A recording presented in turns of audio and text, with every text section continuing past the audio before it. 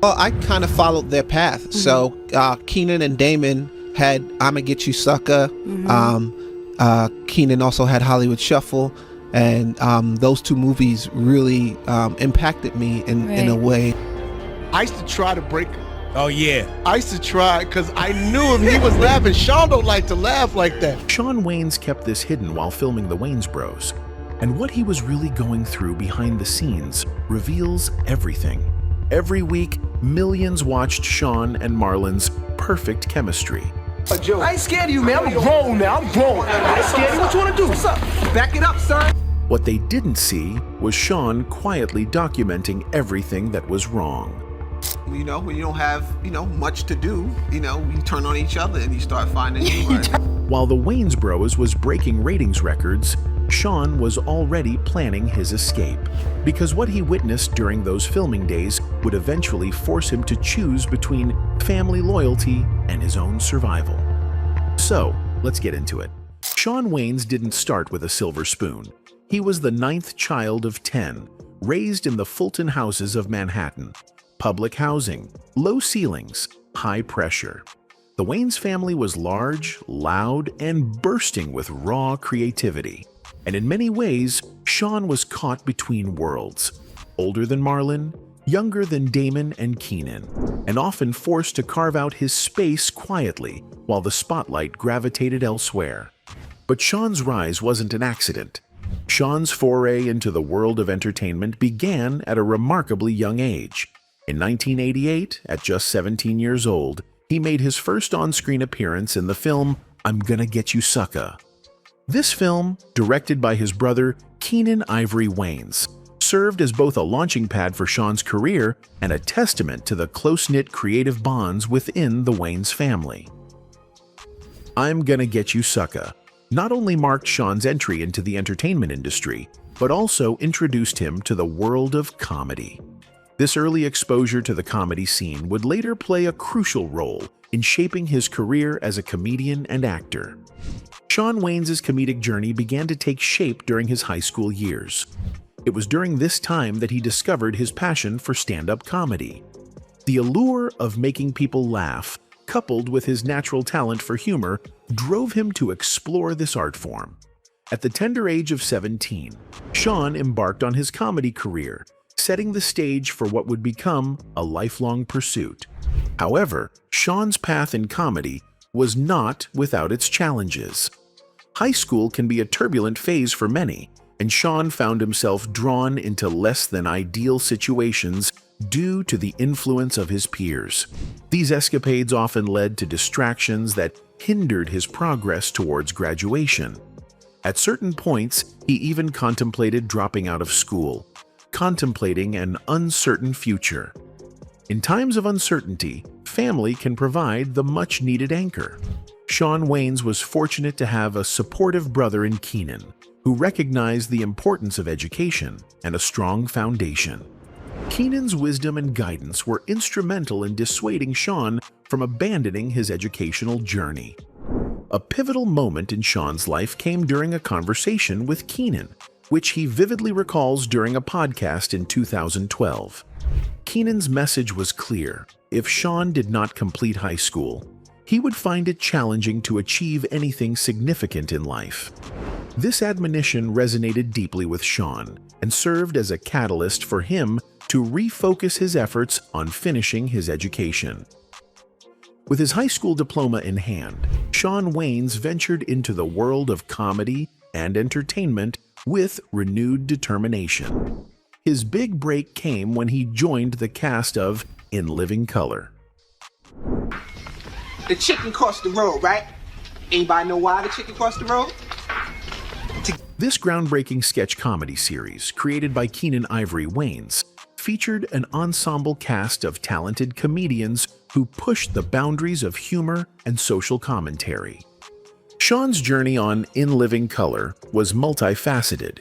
Initially, he worked as a production assistant on the show's pilot episode at the age of 19. This early exposure to the behind-the-scenes workings of a television production was invaluable.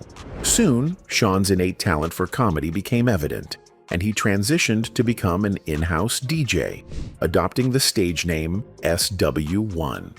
His role as a DJ added a unique dimension to the show, enhancing the overall comedic experience. As Shawn's career on In Living Color progressed, he became a vital member of the show's writing program. Collaborating alongside his relatives, including Dwayne, Keenan, Damon, Marlon, and his sister Kim, Shawn contributed to the show's creative and humorous content. One of his standout moments on the show was his impersonation of the character J.J. Evans from the iconic sitcom Good Times. Shawn's journey in the entertainment industry was not without its share of challenges and setbacks. His formative years in comedy were marked by the trials and tribulations of navigating the demanding world of show business. While In Living Color provided him with a platform to showcase his comedic talents, it also exposed him to the fiercely competitive nature of the industry. One of the early hurdles Shawn faced was the difficulty in finding a studio willing to embrace the type of offensive comedy that he and his family excelled at. Their groundbreaking and often boundary-pushing humor was met with hesitation from many studios. The industry's reluctance to take a chance on their brand of comedy served as a testament to their commitment to pushing the envelope. In the midst of these challenges, Shawn Wayans, alongside his brother Marlon, embarked on a creative journey that would result in the creation of a comedy classic. The Wayans brothers, driven by their passion for humor and their desire to make a mark in the industry, set out to write the screenplay for Don't Be a Menace to South Central While Drinking Your Juice in the Hood. When I was on the Keenan set, I was like, one day I want to make a movie like this, and Don't Be a Menace. When I came up with Don't Be a Menace, that was the movie. Released in 1996, the film was a spoof of popular black coming-of-age hood movies from the 1990s. It offered a satirical take on the themes and conventions of these films, while delivering a comedic narrative that resonated with audiences. Shawn's involvement in the film extended beyond acting. He played a significant role in writing the screenplay, showcasing his versatility as a performer and writer. Bringing Don't Be a Menace to the big screen was not without its share of hurdles. Despite the Wayans brothers' creative vision and the comedic gold they had crafted, finding a studio willing to embrace their unique brand of humor proved to be a daunting task. The film's unapologetically offensive comedy left many studios wary of taking a chance on it. In an industry that often prefers to play it safe, the Wayans brothers' willingness to push boundaries and challenge societal norms was a double-edged sword. While their comedic genius was undeniable, it often clashed with the risk-averse approach of studios. However, their unwavering commitment to their vision eventually found a home in Island Pictures, a studio that recognized the potential of Don't Be a Menace and was willing to take a chance on it. Once the screenplay for Don't Be a Menace was complete, it was time to bring the film to life. However, the challenges did not end with securing a studio. Shawn Wayans and his brothers faced the task of finding the right director to translate their vision onto the screen. The directorial choice would prove to be a critical factor in shaping the film's outcome. Shawn's observations about the director, Paris Barkley, highlighted the challenges they faced. While Barkley was an accomplished director known for his work in primetime dramas and the recipient of 2 Emmy Awards, his approach was not ideally suited to the comedic style that the Wayans brothers had envisioned. In retrospect, Shawn Wayans candidly shared that the director did not fully capture their comedic vision.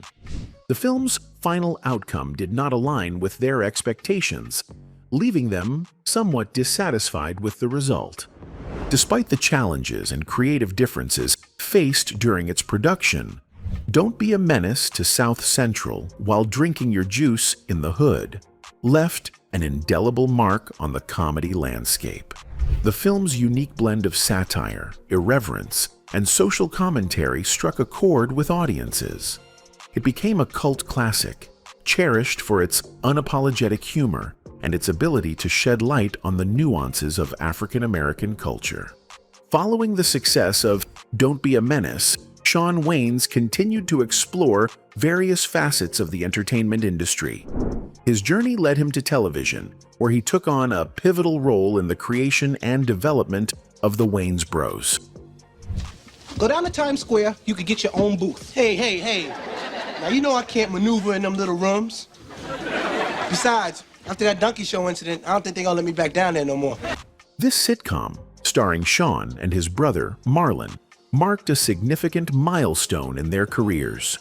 The Wayans Brothers was the show that really put Shawn and Marlon Wayans on the map as a comedic duo. It gave them a weekly platform to show off their humor and connect with a wide audience.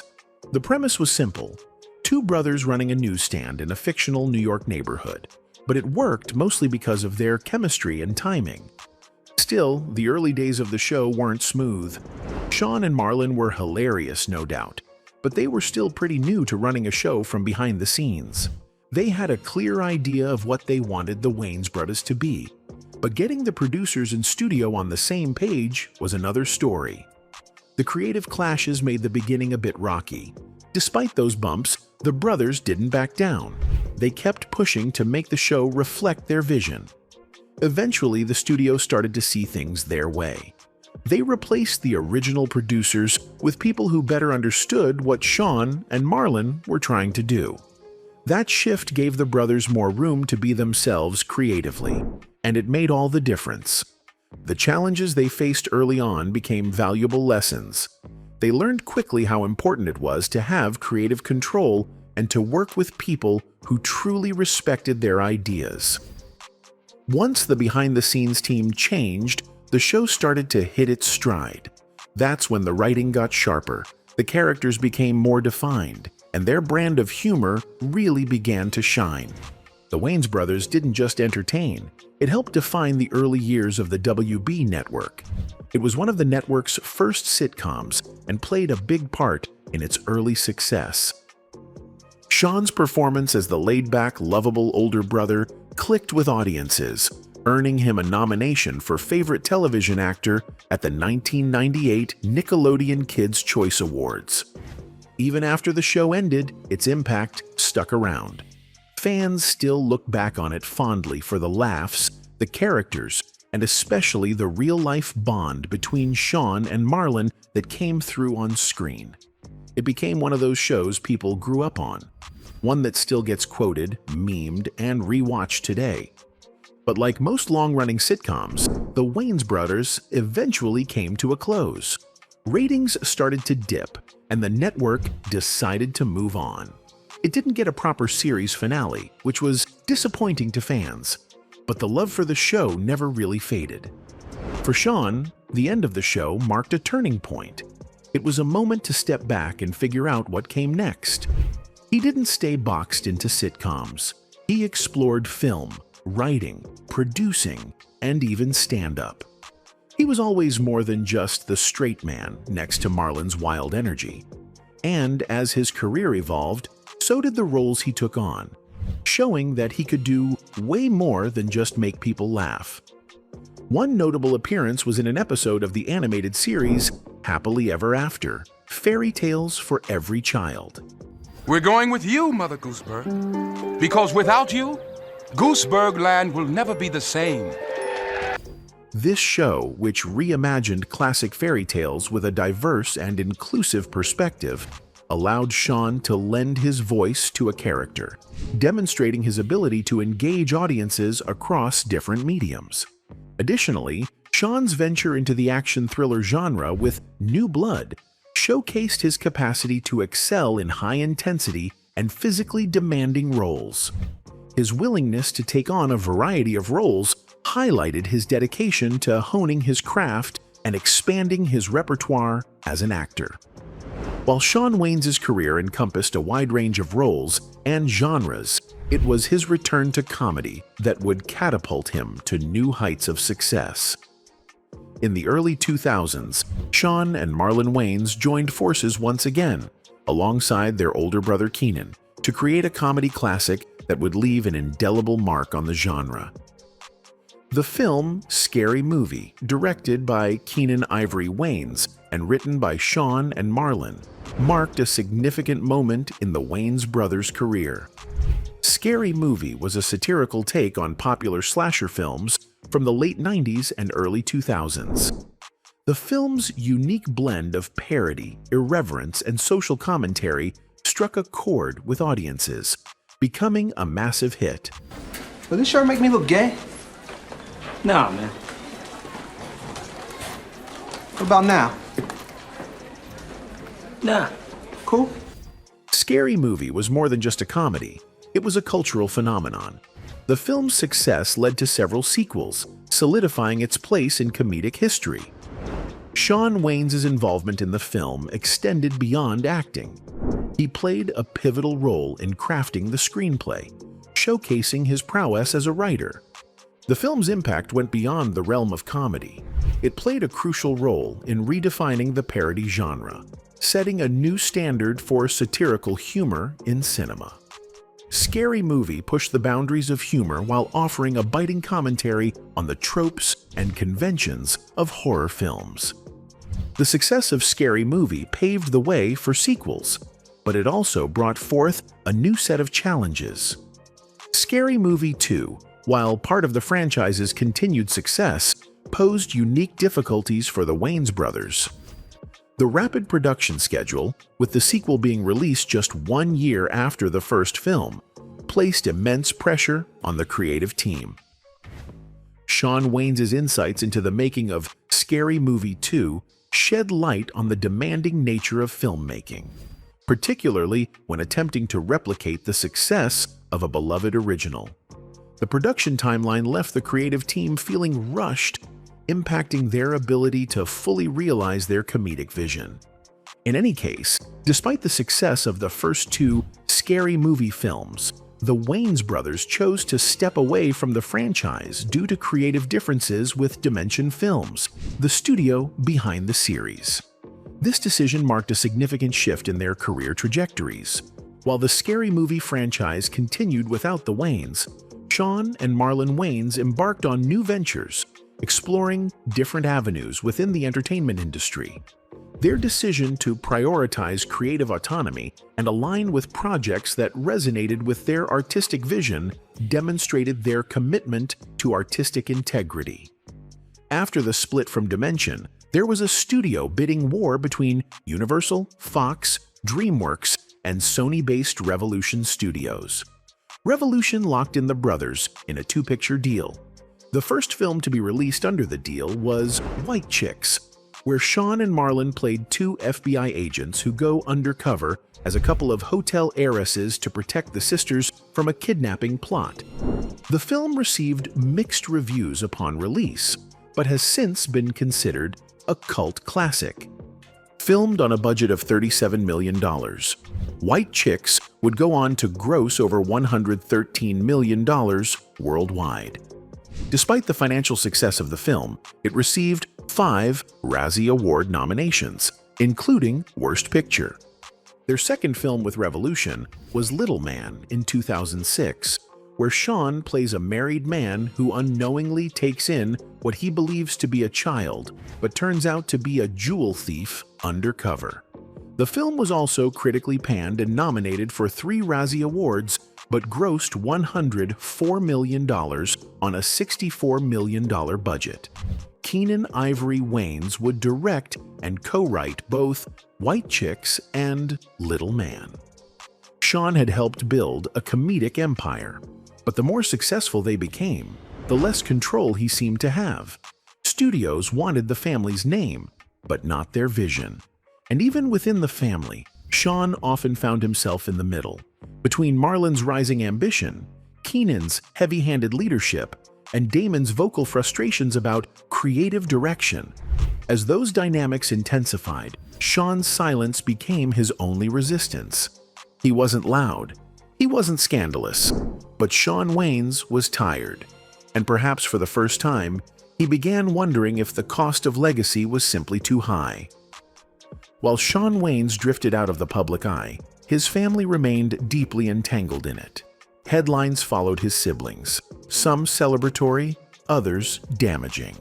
Damon, once the edgy mastermind of Major Payne and My Wife and Kids, was now facing harsh criticism for defending Bill Cosby during the peak of allegations.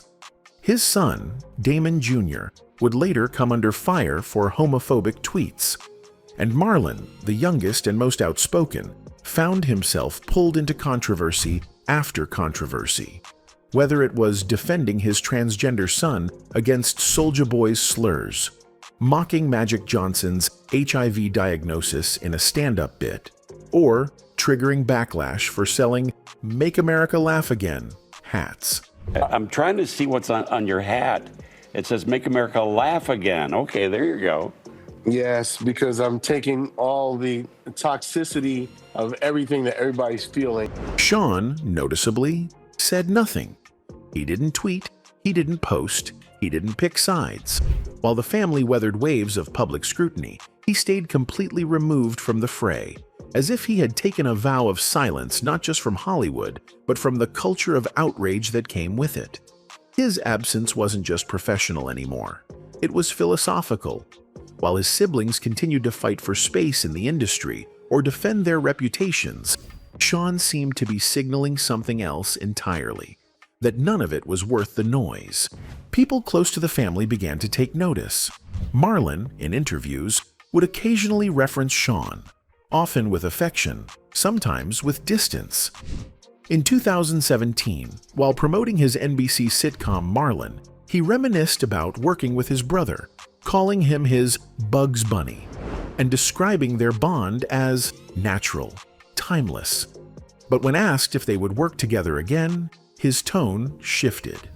"When he's ready, we'll do it," he said, carefully, like someone waiting on a call that might never come. That call, to this day, still hasn't come. As the years passed, Shawn seemed to peel back more and more layers of the life he once led. The red carpets, the press junkets, the late-night interviews. All of it disappeared. In its place were quiet DJ sets, low-key stand-up performances, and rare, grainy clips of him performing in comedy clubs. Never announced, never promoted. He became a ghost in the very house he helped build. Not bitter, not broken, just gone. And perhaps the silence spoke loudest when it came to the family itself. Behind the scenes, sources whispered of unresolved tensions about the strain of carrying a brand that was both sacred and suffocating. Damon and Keenan reportedly stopped collaborating. Marlon moved further into solo projects. And while the Wayans name still held weight in the industry, it was no longer united. Whatever glue had once held it together, Shawn included, had quietly dissolved. As the spotlight faded from Shawn Wayans, a different kind of glow surrounded those who remained. Flashbulbs, velvet ropes, whispered names behind closed doors. For the Wayans family, fame came with access, not just to scripts and stages, but to the inner sanctums of Black celebrity culture. And at the center of that world stood a man whose orbit pulled in rappers, actors, moguls, and comedians alike. Shawn "Diddy" Combs. It's no secret the Wayans brothers and Diddy moved in similar circles.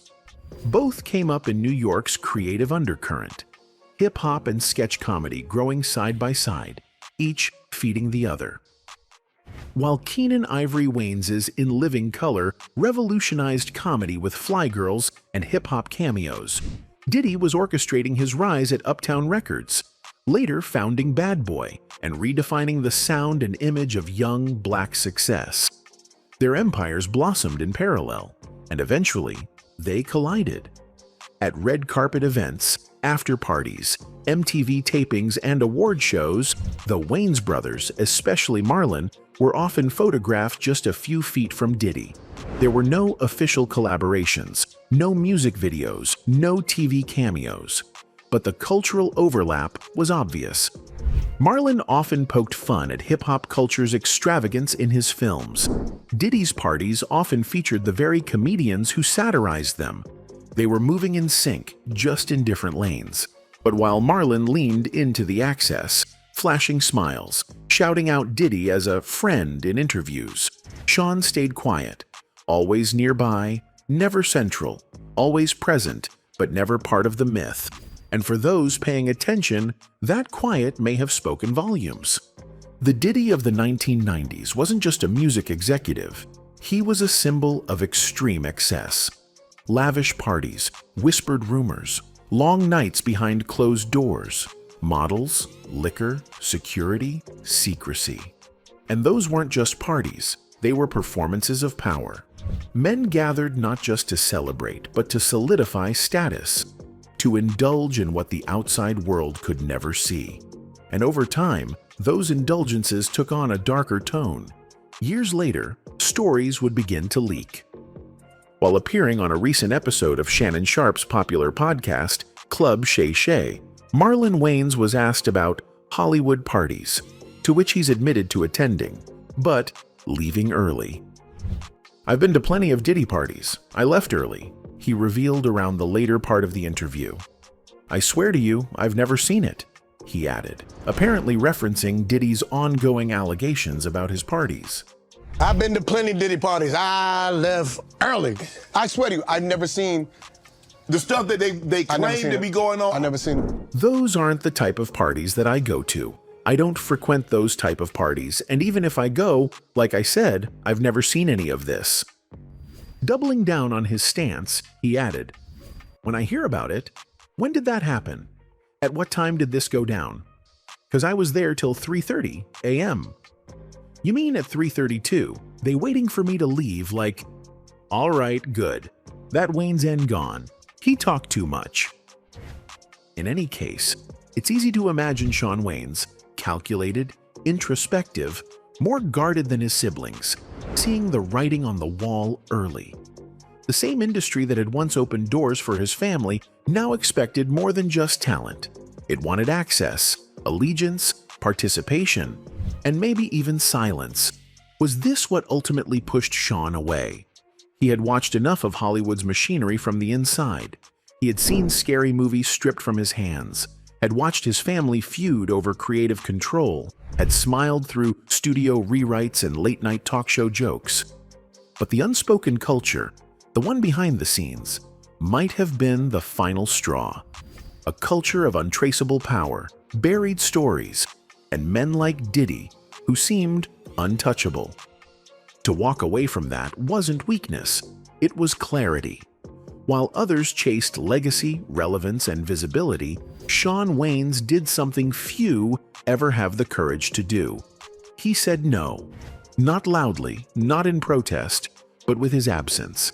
And in doing so, he may have preserved the one thing so many others lost, his peace. Shawn Wayans didn't explode, he didn't fall, he faded. And in that quiet departure, he told us everything. In an industry addicted to noise, he chose silence. In a family full of stars, he chose to step aside. And while Hollywood chased shock value, viral moments, and box office numbers, Shawn chose something that doesn't trend: dignity. He had every reason to speak out about being removed from Scary Movie, about creative differences with his brothers, about the ugly truths behind Hollywood parties, and studio betrayals. But he never did. He let the world talk. He let Marlon soar. He let the headlines come and go. And still, he stayed gone. Anyway, that's it for this video, folks. Bye.